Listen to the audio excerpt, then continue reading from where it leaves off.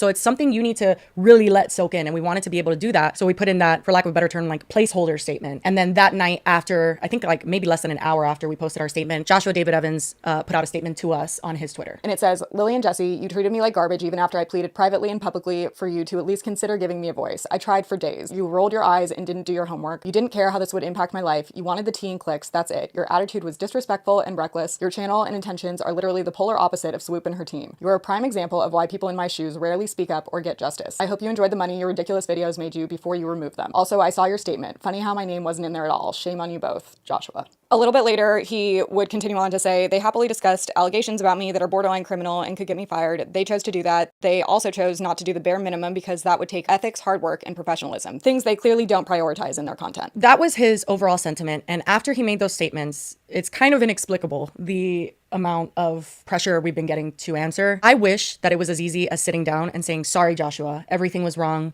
We screwed up. Because I feel like at least it would be short, clear, to the point, and not like convoluted or have any twists and turns at all. But that's unfortunately not the situation. I do want to make it clear, although we are kind of embarking on a path to how we got here, in no way, shape, or form is anything we said meant to reduce our own responsibility and accountability that we need to take for our own platform. As well as we don't want it to take away from the things that Johnny did wrong. We are not defending Johnny at all. He manipulated us as well. He literally had everyone fooled, which is one of the things that we want to talk about. Because although we do think that Joshua's feelings are valid, and again, we understand why he was upset that he was not included in the statement we put out, he has painted us in a light that we do not feel is accurate. Honestly, one of the reasons this has been so confusing is because while there's so much that Johnny did lie about and that he was exposed for partaking in himself, we were struggling because a decent amount of the claims that Johnny made in our video were validated by Josh in previous statements before we ever had Johnny on. The reason, honestly, that we did feel so comfortable having Johnny on was because Joshua had put out several statements, not only apologizing to Johnny following a lot of his claims that he had already made on Twitter and in his own video, but he acknowledges them and takes accountability for a lot of them. Yeah, I think that that's what makes all of this really confusing. And what I've been kind of struggling with in my head is that what we do in nature on our show is cover topical situations backed up by readily available public information. We do not do Freedom of Information Acts. We do not typically even do interviews. Full disclosure, we know Adam McIntyre on at least a friendly level. We've DM'd with him before. We've covered Becky, Ollie, and Adam's story on this channel. We could have reached out to them to be on the show. We didn't because it's not really what we do on this channel. We cover things that are happening currently with readily available public information. And that is what we did. We pulled from what was publicly available. And the issue with that, I think, is that when you do that, later on, new information can come out that negates that original information or changes it completely, which could completely change our opinion of that original information and our stance. But I think my moral dilemma here is like, just because new information comes out that was not available when we had our first opinion or whatever, it doesn't make our first reporting of something misinformation. Because I personally feel by definition, misinformation is spreading something you know not to be true for whatever agenda you may have. And we do not do that on this channel. I just find it hard to swallow being called someone who just doesn't do any due diligence and completely ignored evidence here, when even Swoop herself had Johnny on as a victim, talking about he was abused. And I'm not saying that to point any fingers. I am literally just saying that to be like, everybody included him in with the victims. Like everybody thought he was the victim he claimed to be because there was enough of Joshua admitting it and there was enough proof that Johnny did provide that wasn't doctored, that's still confirmed till this day, that we were like, something happened here. It wasn't that nothing happened and he was a baseless person that just came and just talked. And then it also made it very confusing because Joshua has kind of insinuated that there are so many false claims that we were spreading with this interview. But after our interview went up, Joshua had also reached out to us on Twitter and provided a statement then that did express his grievances with the interview. And we did read it in full in our follow-up episode that was addressing Joshua David Evans directly. But before we did that, because it does take time for us to film and edit and get everything to you guys, Joshua kind of got like restless that we weren't responding, and he continued to be like persistent, like, hey, cool, so you respond to other people and not me. And it became this thing. So I did respond to him before our episode went up just to kind of like let him know, hey, we are going to be responding to you. And I said, hi, Joshua, our response to all of your statements and claims will be in our next episode, to which someone responded to me and they've since deleted it, that we could be sued and that he should sue us for defamation. And I said, hi, Katie, that's literally not a thing that's possible here considering the context. Stop tweeting us, LOL, because when I say she was tweeting us a lot, it was a lot. And she answered again, and I'm not sure what she said, but I responded, taking accountability does not mean the victims of your inappropriateness have to stop talking about how you hurt them. We're happy to clarify the one tweet he is mentioning. Unfortunately, there's a laundry list of other things he did that he did not mention or address. And then Joshua David Evans said, I've made quite a few statements addressing the bigger picture here. Just look at my Twitter main feed and responses. If you're going to make more content off of this, at least reach out for comment. Taking a one-sided viewpoint and running with it is dangerous. Now, we want to play us fully reading his statement. This was in our response to Joshua, and we want to show you us reading it, not only for the sake of showing you what his statement was to us in the first place initially, but I think it's important that you watch us read it and for us to talk about it and how we handled it. And also, I just want to note that we have since taken down both of the episodes, the original interview, as well as our response that we're about to show you a clip from. And one of the reasons we want to show you this is, one, so we can own up to anything we did wrong, but also because we do feel like there is misinformation being spread about how we handled it, specifically that we did just blatantly ignore him and that we never acknowledged his statement that he sent us. And I've even seen people insinuate that we're like sitting on evidence that we purposely did not share, which is not the case. Yeah, it's kind of spun out of control into people saying Lily and Jessi mocked Joshua, completely ignored him. I've seen people say Joshua DM'd them evidence and they ignored it. And I do want to clarify even that he did DM us, but it was nothing different than what he publicly had tweeted us. Let's just play the statement that we read out. Get to his statement. He tweets Lily and I and says, "Hey Jessi and Lily, we don't know each other, but you recently had a video go up with a person claiming very misleading and embellished accusations about me from years and years ago. I wish you two and him no ill will. This is merely my side, my truth, and my official statement." So here's the official statement. "I meant it when I said I wasn't going to engage or speak about Johnny anymore after my public apology. I've now seen his recent claims and feel backed into a corner to once again take my voice back. I've had the narrative stripped from me before, back in 2016 till now, and I will not stand back and let it happen again. The claims of me being inappropriate one-on-one with anyone back then are fully embellished and a complete misrepresentation of those times. The comment and tweet he's referring to about me saying to a fan that their profile pic turned me on was in reference to a pic that I was in and directed towards me,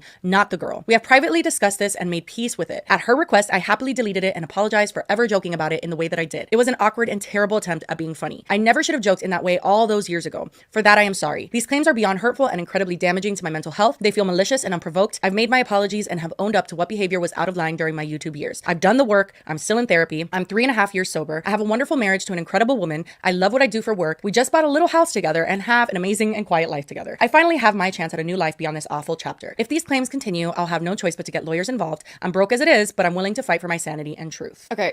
So, a few things here. I feel like even the beginning of that, he is saying he has never been inappropriate one-on-one with a fan. And that, I feel like, is up to interpretation because you seem to only think sexual things are considered inappropriate when I would venture to say most of the things you did were inappropriate, including this tweet that you don't deny exists. Well, okay, so there's multiple layers to this, as is the situation with any time we talk about Colleen. But number one, the issue I have with him saying I was never inappropriate one-on-one. You have vehemently apologized for being inappropriate with fans. And you literally admit to having an inappropriate relationship with fans. I believe the words you said was like, I actually want to look it up because his original statement. Yeah. Well, he does refer to it in one statement as an abusive fan creator dynamic. That's what it was. Yeah. That's what I'm thinking of, is that he acknowledged publicly that it was inappropriate, the way that he would interact with fans, and that he's learned from it, yada, yada, yada. And then you're going to also sit here and be like, well, I never had an inappropriate relationship with fans. And that's just not true. Again, we're not just saying sexual. We're saying that when you're video chatting for hours and hours and hours on end, just that alone, that's inappropriate, let alone how close you got to Johnny. Johnny even said you got to know his parents and like really got into it. Like that's weird on its own. Although we did read the statement in full, we didn't leave out any parts. We didn't leave out anything that he said. And ultimately what we did do after this is we did explain the full context surrounding the tweet that was the correct context, and then also let people know that we were deleting that portion of our interview with Johnny. But everything else that Johnny had mentioned in our interview, he just didn't address. So you're only telling us one instance, but how does that change everything else? He provided that statement and told us the different context, but he didn't provide us even any proof that confirmed that. And even so, we did remove that section from the video in good faith to prevent it from being further taken out of context. But it was confusing to us for him to be even at one point threatening legal action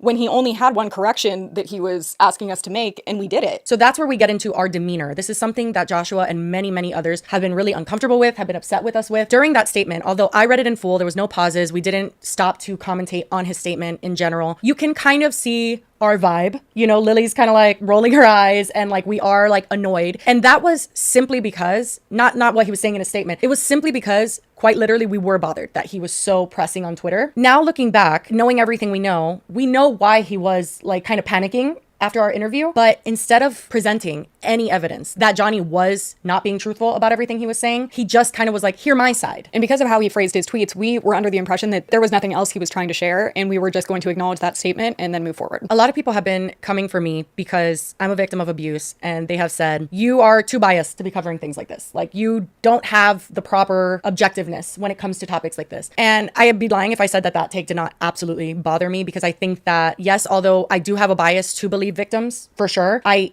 am able to, number one, admit when I'm wrong in cases like this. Like, it's not like I'm here to just be like, no, Johnny's still right. Like, that's just not ever going to happen when I'm presenting new information. But I also think that my perspective as someone who's been through abuse is important in this space. And I don't think it's right to be like, oh, you're just too sensitive about these topics and you just should have heard out someone that was accused of something like this. So looking back, I want to genuinely ask myself what was realistic to have changed in this situation, knowing what we knew then, not knowing what we know now from Swoop's investigation, because that obviously changes everything. But what could we have done differently then with the information that we had presented, and what do we plan to do differently in the future? I personally want to own up to the fact that we absolutely need to handle all situations like this, including our interview with Johnny, with the seriousness that it deserves. Our demeanor was absolutely too lax for the subject. I think that you and I got caught up in trying to have that chill, like safe space for whoever comes on the show. And that was our second ever interview. And we need to learn that in the future, especially when covering abuse cases, it's not that we can't have someone on to speak freely, but it's important to handle it in a very serious way. And I think also be more clear and direct about what is alleged and what is just kind of someone's account. Because we did mention,